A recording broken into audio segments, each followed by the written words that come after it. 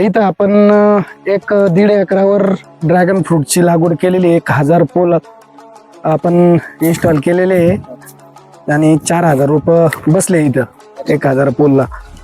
तर आपल्या या पद्धतीने आहे, पण मग याची ग्रोथ एक समाधानकारक नसल्या कारणाने ना आपण बघू शकताय कसे पिवळे झालेले थोडंसं ना, त्यासाठी आपण थोडंसं नाराज आहे. पण बघू भविष्यात त्याच्यात आता काय बदल करता येईल. सनबर्निंग होऊ नये म्हणून आहे ना आपण कावलिंग पावडर वापरलेली आहे, जेणेकरून सनबर्निंग येऊ नये बागेवर. कोटिंग होऊन सूर्यप्रकाश पाहिजे त्या जेवढा पाहिजे तेवढा म्हणजे कमी होतो त्याचा.